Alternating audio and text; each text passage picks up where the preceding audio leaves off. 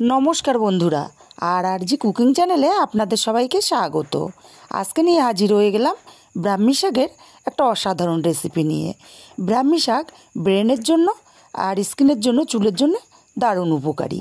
এখানে আমি এক আটি ব্রাহ্মী শাক নিয়ে নিয়েছি। এখন এই শাকগুলোকে আমি বেছে নেব। আমার এখানে শাকগুলো একদমই ফ্রেশ, তাই খুব একটা বাছতে হবে না। আমি ফ্রেশ শাকগুলো সম্পূর্ণ আলাদা করে নেব। আর দুই একটা শাকের ডগার দিকে বা গোড়ার দিকে একটু হলুদ আছে, সেটা আমি ফেলে দেব। এই যে দেখুন, হলুদ অংশটাকে ফেলে দেব। আর এইভাবে সব শাকগুলোকে আমি বেছে নেব। সব শাকগুলোকে বেছে নেওয়া হয়ে গেছে। এখন এই শাকগুলোকে কুচি করে নেব। আমি বটির সাহায্যে কুচিয়ে নিচ্ছি, আপনারা ছুরি দিয়েও কেটে নিতে পারেন। শাকগুলোকে যত সম্ভব ছোট ছোট করে কেটে নেব। বন্ধুরা, একটা লাইক দিতে ভুলবেন না। আপনাদের একটা লাইক আমাকে অনেক দূর পৌঁছে দিতে পারে।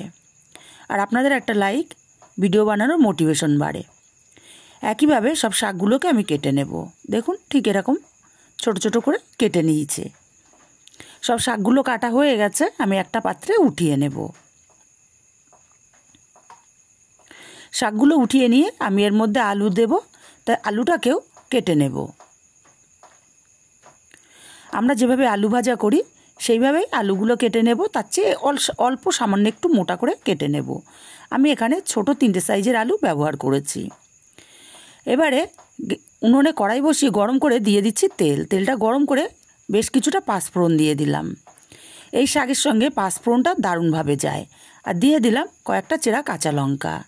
ফোড়নটাকে ভেজে নেব কাঁচা লঙ্কাগুলোর কালারটা চেঞ্জ হওয়া পর্যন্ত। কাঁচা লঙ্কার কালারটা সম্পূর্ণ চেঞ্জ হয়ে গেছে। এখন ধুয়ে রাখা শাক আর আলুটাকে দিয়ে দিলাম। ভালো করে ফোড়নের সাথে শাক আর আলুটাকে মিশিয়ে নেব। বন্ধুরা, এইভাবে শাক ভাজা করলে এক থালা ভাত এই শাক দিয়েই খাওয়া হয়ে যায়, এতটাই টেস্টি লাগে। ভালো করে নাড়াচাড়া করে মিশিয়ে ঢাকা দিয়ে দিলাম 2 মিনিটের জন্য। 2 মিনিট পর ঢাকাটাকে খুলে নিয়ে আবারও ভালো করে নাড়াচাড়া করে মিশিয়ে দেব। দিয়ে আমি আবারও ঢাকা দিয়ে দেব 2 মিনিটের জন্য। 2 মিনিট পর ঢাকাটাকে খুলে নিলাম। এবার নাড়াচাড়া করে দেব ভালো করে। নাড়াচাড়া করে এখানে দিয়ে দেব স্বাদ মতো লবণ আর হাফ চামচ পরিমাণে হলুদ। লবণ হলুদটাকে দিয়ে খুব ভালো করে মিশিয়ে নেব। তবে আমি আর ঢাকা দেব না, কারণ আলু যা সেদ্ধ হয় ভালো মতো আলুটা সেদ্ধ হয়ে গেছে।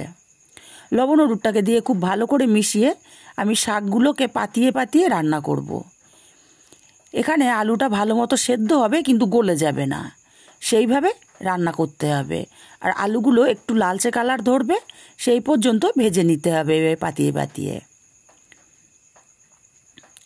আমি উল্টে পাল্টে শাক আর আলুটা খুব ভালো মতো ভেজে নিয়েছি। দেখেই বুঝতে পারছেন কালারটা সম্পূর্ণ চেঞ্জ হয়ে গেছে। এখন শাকটাকে আমি আলাদা পাত্রে উঠিয়ে নিয়েছি। রেসিপিটা কেমন লাগলো কমেন্ট করে জানাতে ভুলবেন না। ভালো লাগলে কাছের আত্মীয় স্বজন বন্ধুবান্ধবের কাছে শেয়ার করতে ভুলবেন না। আর কমেন্ট করে জানাতে ভুলবেন না কেমন লাগলো।